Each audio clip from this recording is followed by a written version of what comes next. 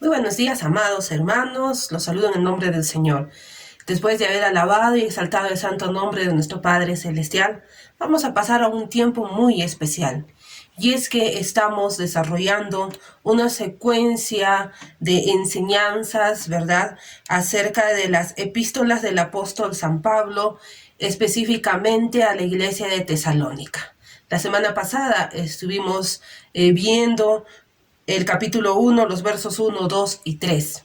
El día de hoy vamos a continuar. ¿Qué más Pablo viene diciendo, aconsejando, recordando a través de su epístola a la iglesia de Tesalónica? ¿Qué le parece? Ahí donde está usted, inclina su rostro y me acompaña en oración. Padre poderoso de la gloria, te damos gracias, Señor, esta mañana, por este tiempo, Señor, que nos permites de estar en tu presencia. Gracias, Señor, porque eres tú, Padre poderoso, quien nos mueve, Señor, a poder alabarte, a poder exaltarte, Padre mío. Gracias, Dios soberano, porque si no es por ti, Señor, no estaríamos aquí. Hay una necesidad, Señor, de tu pueblo de seguir conociendo y escuchando tu palabra, pero también, Señor, hay una necesidad de arrepentimiento. Dios soberano, esta mañana, Señor, queremos poner delante de ti este tiempo, Padre, de poder escudriñar tu palabra, Dios soberano. En las epístolas, Señor, de nuestro hermano Pablo, Padre mío, a la iglesia de Tesalónica. ¿Qué es lo que tú quieres, Señor, que nosotros reflexionemos, aprendamos, Señor, de esta epístola? En tus manos ponemos, Señor, nuestras vidas y que sea tu Espíritu Santo obrando, Señor, en cada corazón, en cada familia. Gracias, Dios bendito, en el nombre de Jesús. Amén. Muy bien, desde ya damos la bienvenida a todos los que ya están con nosotros conectados a través del Facebook. Dios les bendiga, amados hermanos. Y bueno, vamos a disponer nuestro corazón para que solamente nuestro Dios Todopoderoso, ¿verdad?, obre en nosotros a través de su Espíritu Santo. Y bueno, la primera epístola del apóstol San Pablo a los tesalonicenses. ¿Qué le parece si me acompaña en una lectura del primer capítulo de esta epístola? La palabra del Señor dice así: Pablo, Silvano y Timoteo, a la iglesia de los tesalonicenses, en Dios Padre y en el Señor Jesucristo. Gracia y paz sean a vosotros de Dios nuestro Padre y del Señor Jesucristo.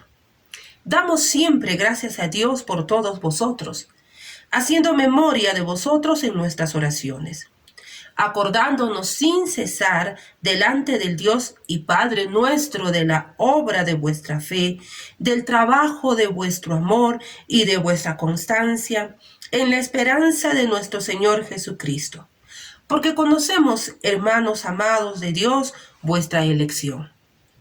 Pues nuestro evangelio no llegó a vosotros en palabras solamente, sino también en poder, en el Espíritu Santo y en plena certidumbre, como bien sabéis cuáles fuimos entre vosotros por amor de vosotros. Y vosotros vinisteis a ser imitadores de nosotros y del Señor, recibiendo la palabra en medio de gran tribulación con gozo del Espíritu Santo.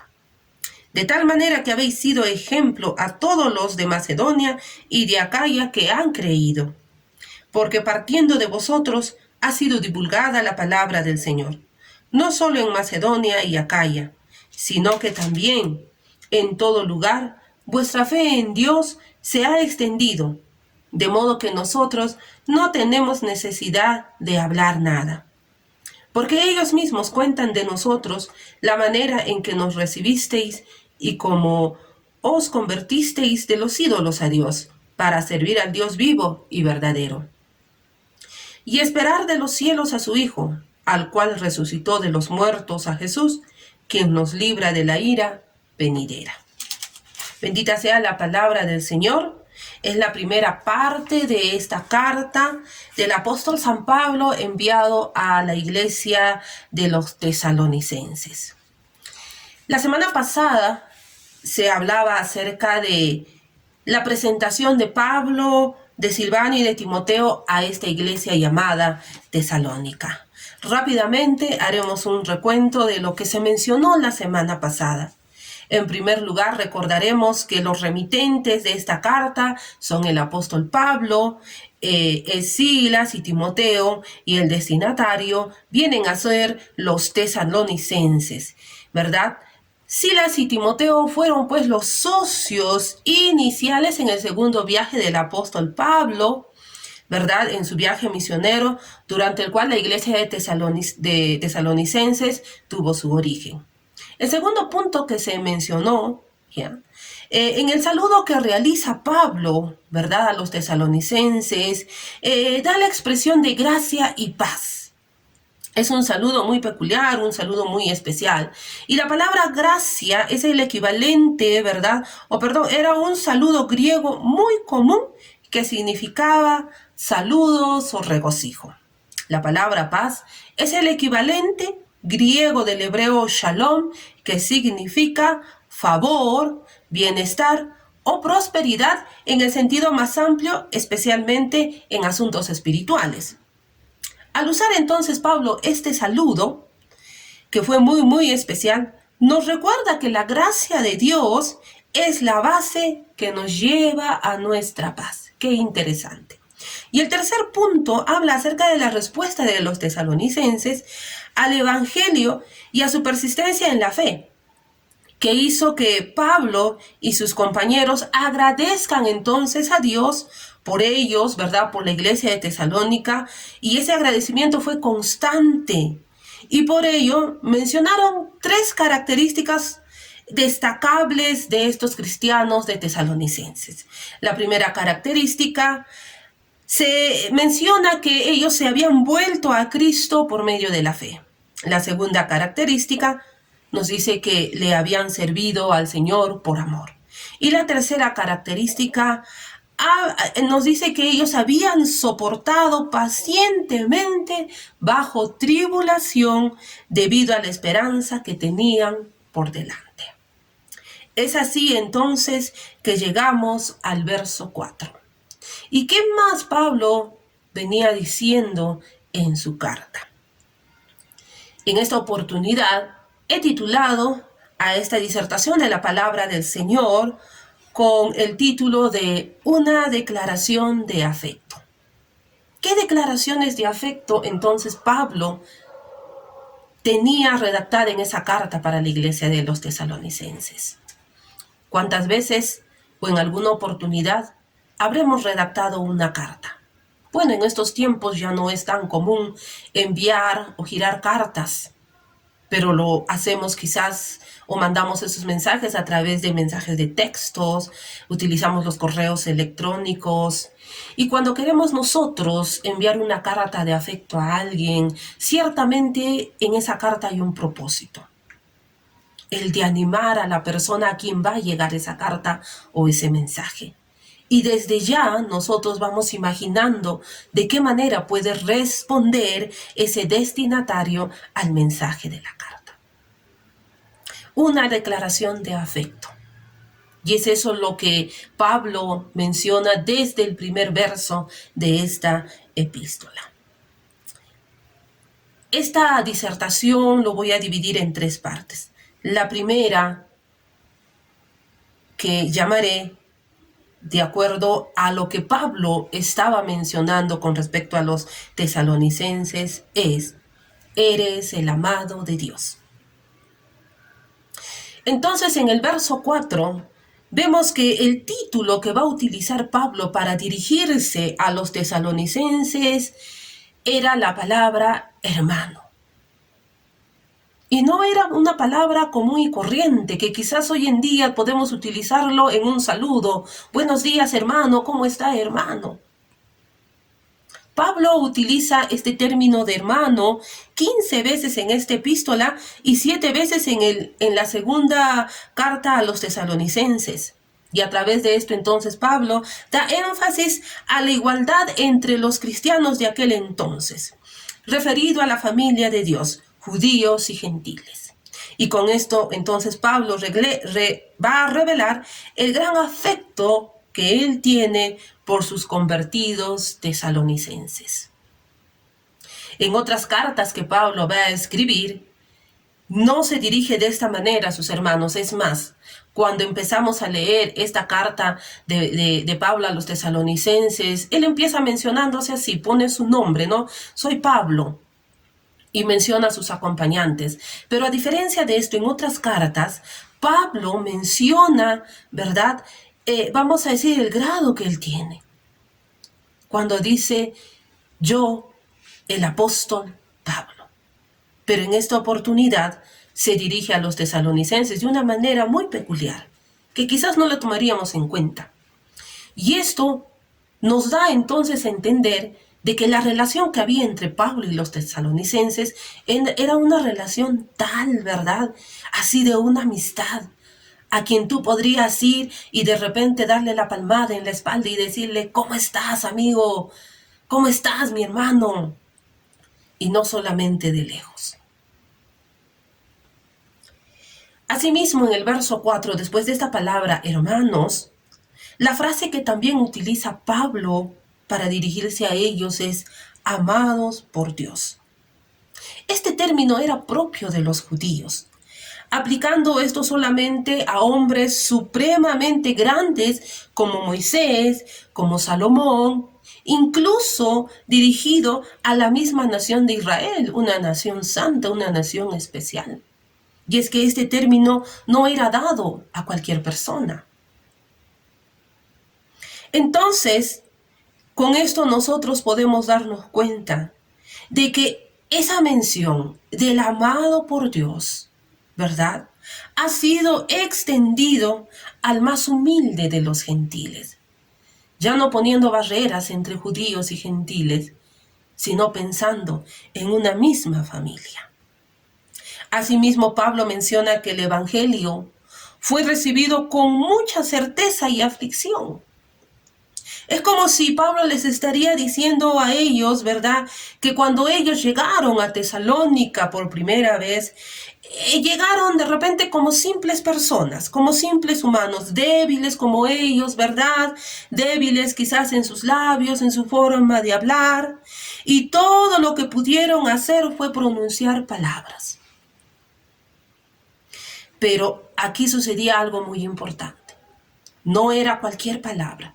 No fueron simples palabras, sino que lo que ellos llevaron en aquel momento era la palabra de Dios. Y la palabra de Dios, entonces Pablo les dice que la palabra de Dios llegó a ellos no solo en palabras, sino dice con poder y con el Espíritu Santo de Dios. ¡Wow! ¡Qué interesante! ¿Cómo es que Pablo les recuerda a los tesalonicenses de aquellas veces cuando ellos llegaron por primera vez? Cuando quizás los vieron, ¿verdad? Todo atemorizados, sorprendidos, o qué es que estos hombres tenían que traernos a nosotros. Y posiblemente al escucharles hablar, mucha gente, ¿verdad? Habrán dicho, ¿qué nos dicen estos? Son palabrerías. Pero había algo muy importante. La palabra que salía de la boca de Pablo, la palabra que salía de sus acompañantes, dice, eran palabras de poder, palabras que estaban revestidos con el Espíritu Santo de Dios. ¡Wow! Entonces, al predicar la palabra de Dios, mis queridos hermanos, aunque desde el punto de vista humano, ¿no?, se puede pensar que solo se están pronunciando palabras. Recordemos que cuando el Espíritu Santo de Dios toma esas palabras y las utiliza, entonces se convierte en palabras poderosas. En palabras poderosas.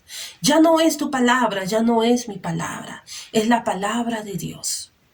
No eres tú quien está convenciendo, es el Espíritu Santo de Dios que está convenciendo. Esto les estaba recordando Pablo a los tesalonicenses y nos recuerda hoy en día. Muchas veces tenemos el temor de abrir nuestra boca para poder predicar la palabra del Señor, para poder llevar ese mensaje de salvación y decimos, ¿pero qué diré? Soy corto de palabras, no puedo memorizar versos bíblicos, ¿qué hablaré? Recuerda que si tú vas con un propósito, es Dios quien te guía. El poder del Señor actúa sobre ti Porque no estás llevando cualquier palabra, recuerda esto, mi hermano. Estás llevando a la palabra del Señor. Y es el Espíritu Santo de Dios quien se encarga de hacer la obra. Entonces, lo tremendo de todo esto es que el Espíritu Santo de Dios pueda usar la palabra de Dios, y con esa confianza proclamamos entonces este mensaje. Porque si no, estaríamos cerrados, estaríamos cohibidos. No habrían predicadores. Hemos entendido que es nuestro Dios quien nos utiliza. Hemos entendido que es el Espíritu Santo de Dios quien obra. Y es por eso que tenemos esa confianza, ¿verdad?, de poder transmitir la palabra del Señor.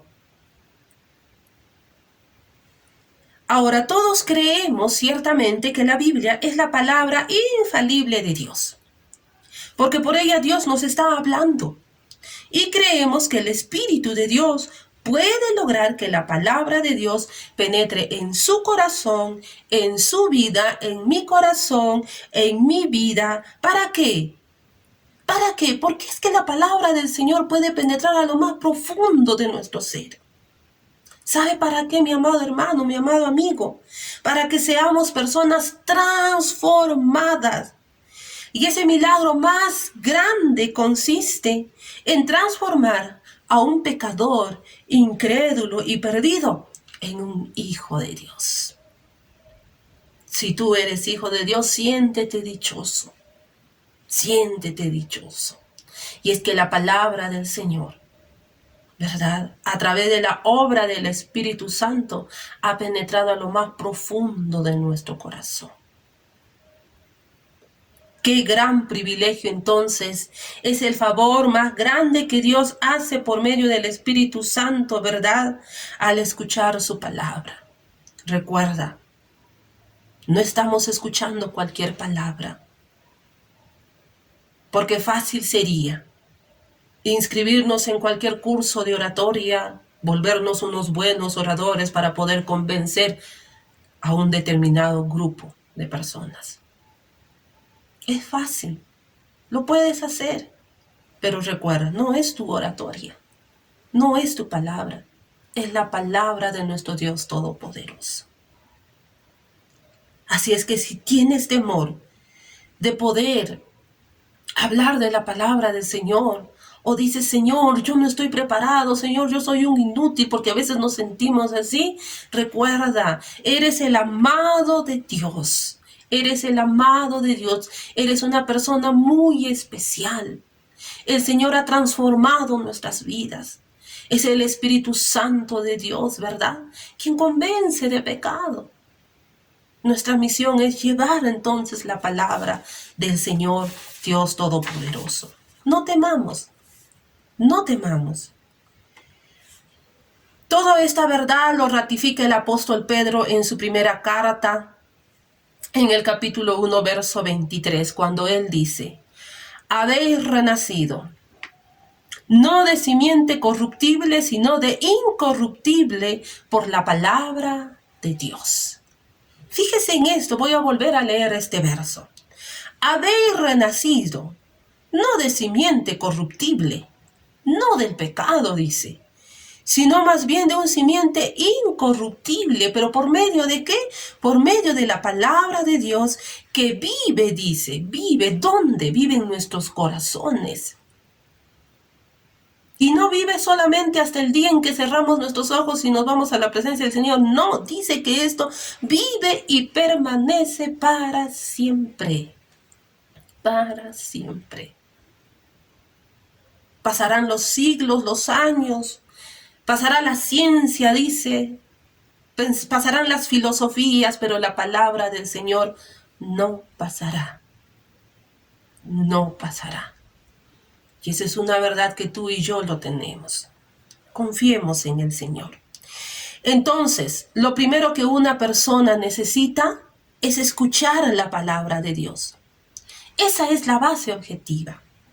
El apóstol Pablo habla de este proceso en el libro de Romanos capítulo 10, verso 17. ¿Qué le parece si me acompaña a leer este pasaje de la palabra del Señor?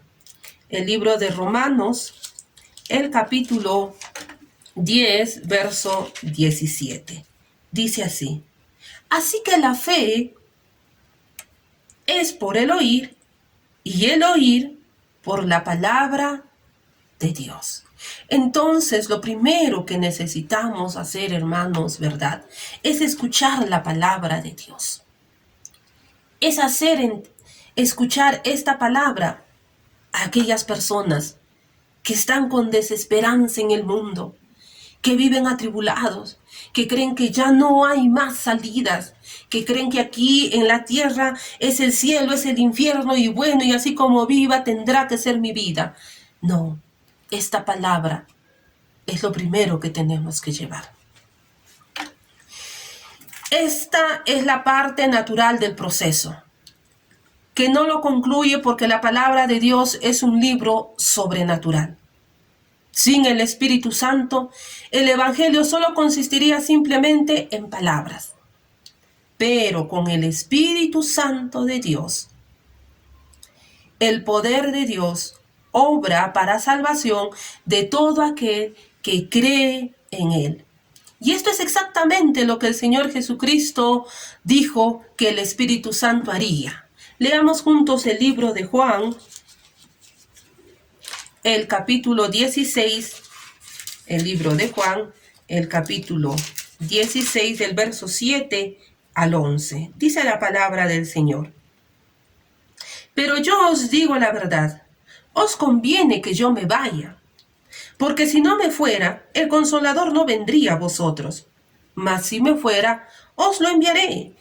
Y cuando Él venga, dice el Señor Jesús, convencerá al mundo de pecado, de justicia y de juicio. De pecado por cuanto no creen en mí, de justicia por cuanto voy al Padre y no me veréis más. Qué interesante entonces es saber que es el Espíritu Santo de Dios quien se encarga de hacer la obra. Hay un canto que dice que aunque no podamos ver, ya el Señor está obrando a través de su Espíritu Santo. Yo no podría ver, Señor, pero ¿de qué manera estás obrando? Señor, quiero ver los cambios. Las cosas no se dan de acuerdo a como nosotros querramos. Todo está sujeto a la voluntad de nuestro Padre Celestial. Recuerda, solamente transmite la palabra del Señor y deja que el Espíritu Santo de Dios transforme los corazones. El segundo punto he titulado: tu fe, un ejemplo de fe cristiana. Un mensaje muy especial que Pablo estaba, ¿verdad?, refiriendo a los tesalonicenses. Ya en los versos 6 y 7, Pablo estaba agradecido también que sus lectores habían demostrado el fruto de su fe al convertirse en seguidores de sus maestros y de su Señor. Esto Pablo estaba resaltando de los tesalonicenses. ¡Qué interesante! Ellos habían dado la bienvenida entonces al mensaje del Evangelio, aunque esto significó mucho sufrimiento para ellos, a causa de las persecuciones por parte de los creyentes judíos y gentiles. O sea, ellos reciben un mensaje de salvación, una esperanza para sus vidas, pero estaban pasando un tiempo difícil. La persecución.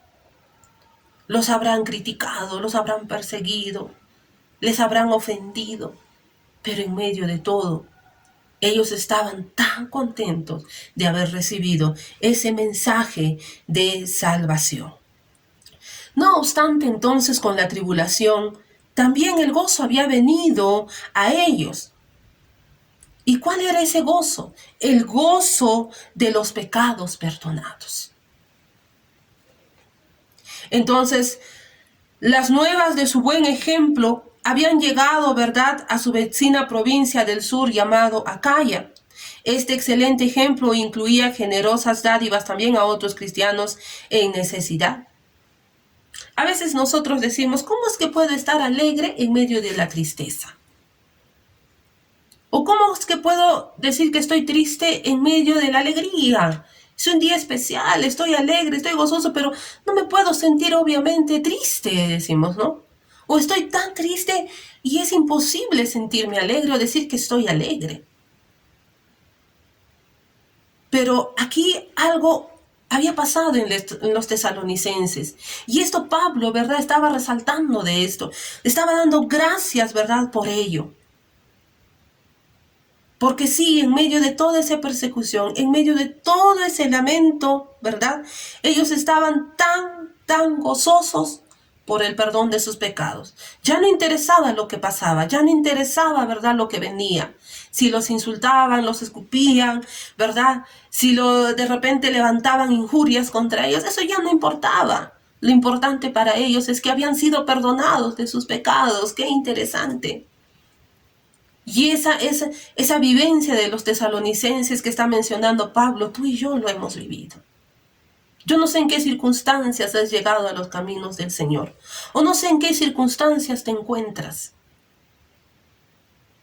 pero en medio de todo esto tenemos la esperanza que un día estaremos allá con nuestro Padre Salvador. Ya no estamos atribulados de decir, wow, mi destino es lo peor, mi destino es el infierno, mi destino es terminar arruinado. No. Sentimos el gozo en nuestros corazones, ¿verdad?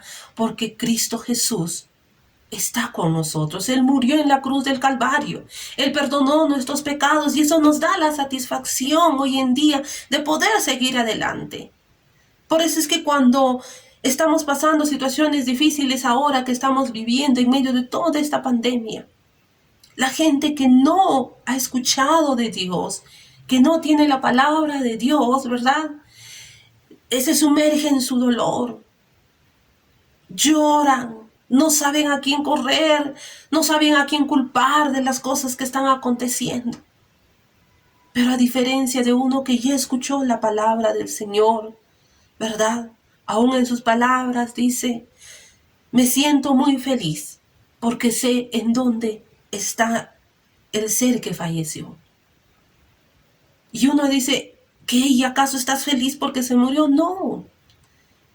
Estamos felices porque la palabra del Señor nos ha dado esa esperanza de que un día estaremos gozando allá en la eternidad con nuestro Padre Celestial, donde habrá un cielo nuevo, una tierra nueva, donde ya no habrá más llanto ni dice la palabra del Señor.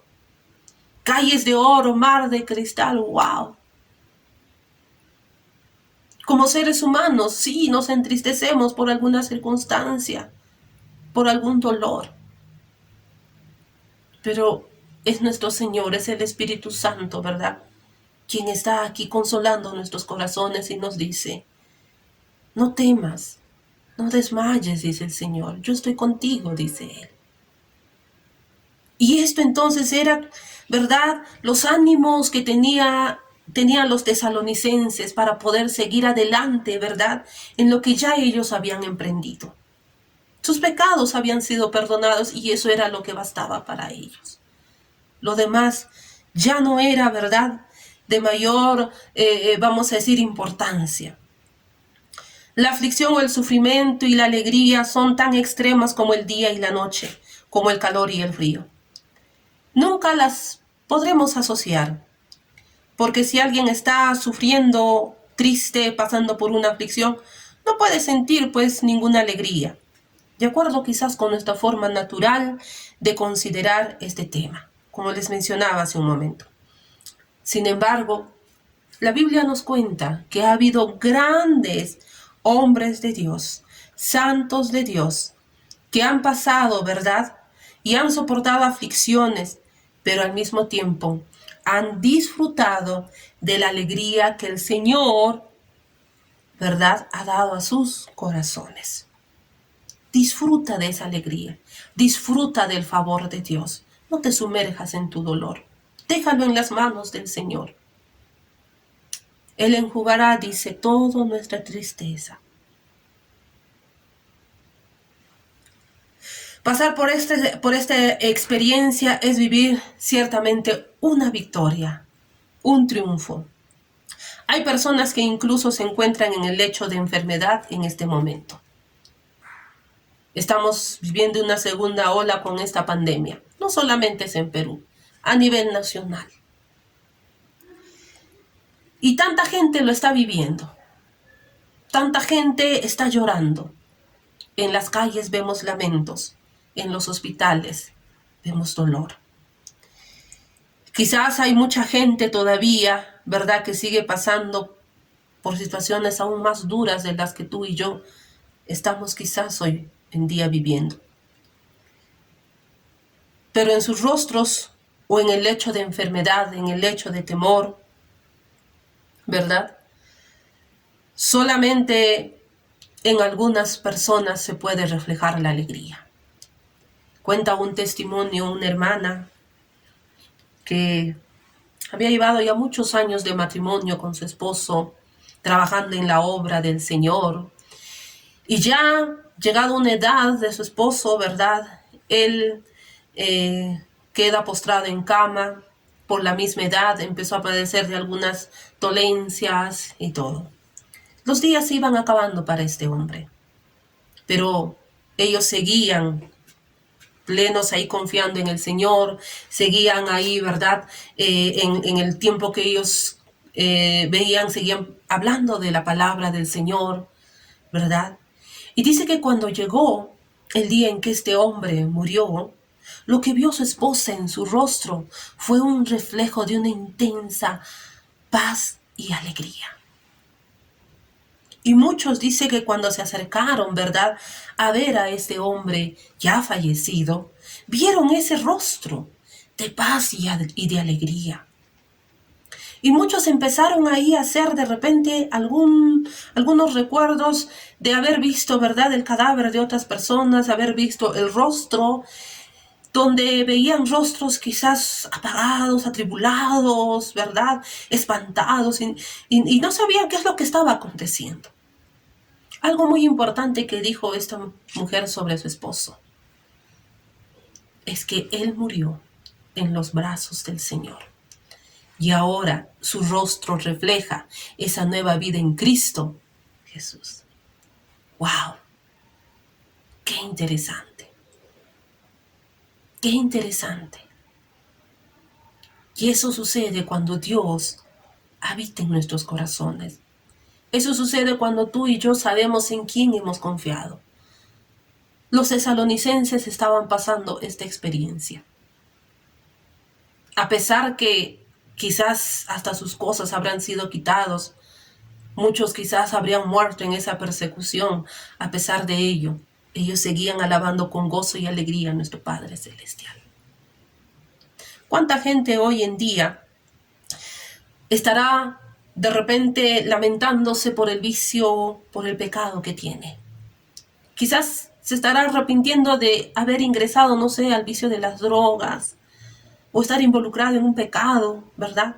Pero se pasará quizás toda la vida lamentándose, mientras que no ha recibido palabra de arrepentimiento en su corazón. De nada servirá sus lamentos. Pablo dijo que los tesalonicenses recibieron la palabra con mucha aflicción, se enfrentaban a la persecución, al sufrimiento y a la tristeza, pero también disfrutaban de la alegría que les daba el Espíritu Santo. Macedonia y Acaya son lugares que se mencionan en esta primera carta de Pablo a los tesalonicenses. Se refiere pues a la sección de Europa del Imperio Greco-Macedonio de Alejandro Magno. Tesalónica era una ciudad, colonia de Roma, y que teniendo unos pocos meses de haber recibido la palabra del Señor, Pablo nos menciona en esta carta que esta iglesia de Tesalónica era un gran ejemplo para todas las demás iglesias que habían alrededor. Tenían una vida y un testimonio ejemplar. Muchas veces escuchamos, ¿verdad?, de cristianos que son ejemplo para otros, y aún de repente en un nivel personal, ¿no? O lo escuchamos, el hermano tal, la hermana tal, y los recordamos, ¿verdad? Hay un respeto hacia ellos, ¿verdad? Son ejemplo a seguir, ¿no? Sin embargo, nos preguntamos si hay muchas congregaciones cristianas que por todas partes sean conocidas como ejemplo de fe cristiana, como lo fueron los tesalónicos, la iglesia de Tesalónica de aquel entonces. Eran pocos meses de que ellos, ¿verdad?, se habían convertido ya a Cristo. Pero el ejemplo que ellos estaban siguiendo de Pablo, ¿verdad?, de transmitir la palabra del Señor, de hacer la buena obra, esto se había extendido a muchos lugares. Y muchas iglesias de alrededor empezaron a admirarlas. Hoy en día, amados hermanos, nosotros como iglesia de Cristo, también tenemos que ser ejemplos a seguir. Que nuestro testimonio de vida pueda servir también para que otras personas puedan ver el cambio que Dios ha hecho en nosotros. De nada sirve decir que soy un cristiano, que estoy en una iglesia, si mi vida no ha sido transformada.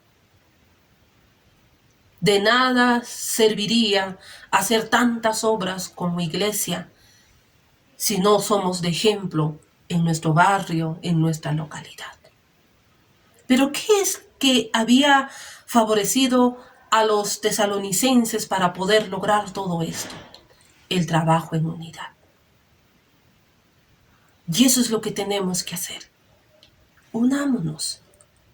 Pero la responsabilidad como cristianos, así en forma personal, está también de ser un buen ejemplo, dar un buen testimonio de vida. Y entonces dirán, miren, Pablo cambió, era perseguidor, no sé, Roberto cambió, tenía una vida, no sé, perdida. Entonces, de repente por ahí, Rosa y Carlos cambiaron. Tenían una familia turbulenta, una familia de problemas, pero fíjense, esa familia cambió. Ahora hay un nuevo rostro, un nuevo semblante en ellos, sus hijos han cambiado. Pero ¿y de dónde vienen? ¿Qué escucharon? ¿Qué sucedió? Y entonces las personas que están viviendo desesperanzados empiezan a preguntar y a ver. Y dicen, yo también quiero tener ese cambio. ¿Ve qué interesante? Los tesalonicenses esto habían logrado. No habría sido fácil. Habrían recibido rechazo de otros. Y es que tenían perseguidores. Habrán hablado contra ellos. Pero eso no importaba. Había un propósito. Tenían que seguir adelante. Sabían que la fe que ellos tenían era un ejemplo de fe cristiana. Seamos, amados hermanos, ¿verdad?, ejemplo para los demás. No necesitamos que nuestro nombre esté en una radio, en la televisión, con propagandas. No necesitamos como iglesia sacar pancartas y tantas cosas para hacernos conocidos. No. Es nuestra fe, es nuestro testimonio que hablará de por sí. Recuerda, no eres tú quien convence al pecador. Es Dios a través de su Espíritu Santo. Los versos 9 y 10 son una conexión con el versículo 3, y en estos últimos versos del capítulo 1 nos mencionan 3 pasos concretos que los tesalonicenses dieron en respuesta a la influencia y la relación que ellos tuvieron con Pablo, con Silas y Timoteo. Y a esta última parte es subtitulado, Nunca olvides tu proceso. ¿Cuáles son esas conexiones que tienen los versos 9 y 10 con el verso 3? En el verso 3, en primer lugar, Pablo, Silas y Timoteo tuvieron, ¿verdad?, algo muy importante que resaltar de los tesalonicenses. En el verso 3, Pablo les había elogiado por su respuesta, que había sido la obra de su fe, que equivale ya en el verso 9 al primer paso en la experiencia de ellos. Ya tengo fe, ahora empiezo a trabajar. Entonces, esa fe del cual Pablo está hablando en el verso 3 se va a relacionar con la experiencia que los tesalonicenses están teniendo en respuesta a esa fe. Y Pablo dice, como os convertisteis de los ídolos a Dios. En segundo lugar, Pablo les había elogiado por el trabajo de amor, que equivale ya en el verso 10 al segundo paso, que fue para servir al Dios vivo y verdadero. Y finalmente, en tercer lugar, les había destacado por la constancia en la esperanza, que equivale en el verso 10 al tercer paso y esperar de los cielos a su Hijo. Con respecto al primer paso, Pablo les dice pues a los tesalonicenses, os convertisteis de los ídolos a Dios. Esto quiere decir que Pablo predicó en primer lugar a Cristo. Ellos, dice, se apartaron de los ídolos y se volvieron a Dios. ¿Pero qué logró esto? ¿Qué es que logra que estos cristianos o estas personas de Tesalónica se apartaran de sus ídolos y se volvieran a Dios? Lo que logró todo esto fue la obra de su fe. Y es ahí que vemos el arrepentimiento. Entonces, el arrepentimiento siguió a su relación con Dios. Uno no puede, claro, volverse a Cristo sin apartarse de algo que vendría a ser el pecado. Yo no puedo decir, ya me volví a Cristo, pero sigo viviendo en medio del pecado. Sigo viviendo o sigo disfrutando de los deleites de este mundo. Sería algo ilógico. No habría correspondencia, no habría, ¿verdad?, una relación. Entonces, ese apartarse del pecado equivale al arrepentimiento. Un individuo, una persona, amados hermanos, necesita saber que es un pecador perdido, ciertamente. Él puede entonces sentarse quizás a llorar por sus pecados hasta el día del juicio. O puede pasarse toda la vida, como les decía hace un momento, lamentándose de sus vicios o pecados. Pero en sus vidas no cambia nada porque no se volvieron a Cristo. Si no nos hemos vuelto a Cristo, entonces no hay arrepentimiento. Al apartarse los tesalonicenses, ¿verdad?, de los ídolos, posiblemente ellos habrían llorado, se habrían lamentado del tiempo que ellos habían perdido adorando a esos falsos dioses. Pero después de que volvieron a Dios, ellos experimentaron un verdadero arrepentimiento por los años malgastados de su vida. ¡Qué experiencia tan tremenda! Y en algún momento, quizás nosotros hemos pasado por esta situación. Habré llorado, pero ¿por qué, Señor? ¿Por qué no me di cuenta? ¿Qué es lo que me estaba pasando? Y es que estábamos cegados por el pecado. Pero después de esto, tener esta experiencia de vivir una nueva vida en Cristo, ciertamente hace, ¿verdad?, que todos esos años que pasaron se queden ahí. Y de aquí en adelante entonces empiezo, ¿verdad?, a enfocarme a hacer la obra de Dios, a trabajar para el reino de Dios. Recuerda que lo primero es nuestra relación con Dios. Y solo así entonces seremos conscientes de que volverse a Dios significa apartarse de los ídolos, apartarse del pecado. Y el apartarse de los ídolos es la consecuencia de haber creído en Dios, claro. Porque si yo no creo en Dios, entonces no me aparto de los ídolos. Seguiré todavía confiando en ellos, seguiré todavía creyendo en estos falsos dioses. Pero una vez que yo he creído en Dios, entonces dejo de creer en esos otros ídolos. Y después de esto dice el arrepentimiento. Recuerda que Jesucristo, el Salvador del mundo, debe ser proclamado a un mundo de pecadores perdidos. Pero el mensaje de arrepentimiento es predicado a la iglesia. Entonces, antes de ir a decirle a una persona, ¿verdad? O a alguien que se arrepienta, lo primero que debe saber esa persona es que tiene un Salvador. Primero presento al Salvador, lo conoce, sabe de ese Salvador, entonces viene el arrepentimiento. El segundo paso tiene que ver con servir a Dios, servir a un Dios vivo y verdadero. Los tesalonicenses estaban sirviendo a Dios, era su trabajo de amor. Ciertamente uno no puede servir a Cristo a no ser que le ame. Porque cualquier persona no puede venir a decir, quiero hacer la obra de Dios, pero si no lo conoce, si no sabe quién es Él, entonces no lo ama. Pero tú y yo amamos a Dios, sabemos quién es Él. Por eso es que estamos haciendo la obra de Dios. El Señor dijo en el libro de Juan 14:15, si me amáis, guardad mis mandamientos. Ahora, una persona que no ama a Dios no tiene ningún mandamiento ciertamente que guardar. ¿Por qué tengo que guardar los mandamientos? Y hay gente que cuestiona esto. ¿Por qué? Yo quiero vivir mi vida tal cual soy.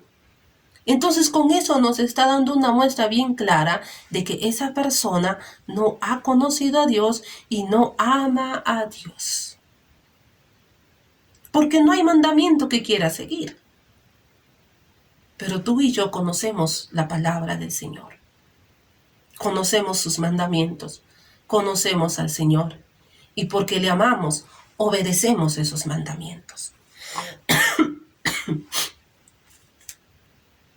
Ahora una persona, ¿verdad?, que ciertamente ama a Dios, va a seguir adelante en su caminar, va a tener un propósito en su vida, va a tener una misión, una visión que realizar aquí en el mundo. El mensaje de la gran comisión que nos dice en el libro de Mateo, id por todo el mundo, predicando el evangelio a todos. Entonces este mandamiento, amados hermanos, está dado para todo aquel que realmente le ama al Señor. No es solamente para un grupo exclusivo, es un mandamiento. Recuerda lo que dice la palabra del Señor. Si me amáis, guardad mis mandamientos. Qué grande reflexión que Pablo nos enseña a través de esta carta dirigida a los tesalonicenses. Y el tercer paso que ellos dieron fue esperar de los cielos a su Hijo. Y esto no quiere decir esperar sentados con los brazos ahí cruzados y ahora que vendrá a ver quién está haciendo. No. Porque si le amamos, entonces le serviremos. Estaremos ocupados en su servicio, ¿verdad? Mientras que esperemos a nuestro Dios Todopoderoso. Se trata entonces de una espera activa, trabajando intensamente para el Señor. La palabra de Dios dice que la mies es mucha y los obreros faltan. Nos está diciendo, mantente trabajando, mantente activo, no de brazos cruzados, no.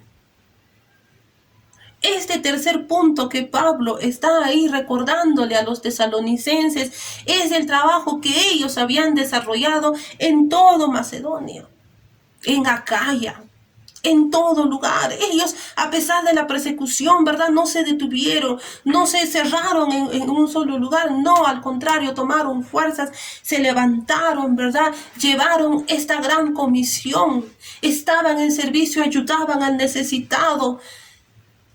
Entonces ellos no estaban inactivos, ellos estaban activos, y esto Pablo estaba pues reconociendo del trabajo de los tesalonicenses. Nunca olvidemos nuestro proceso. Hoy escuchas la palabra del Señor, te arrepientes y te pones en acción. ¿Qué estamos haciendo ahora, amados hermanos? ¿En qué estamos ocupando nuestro tiempo?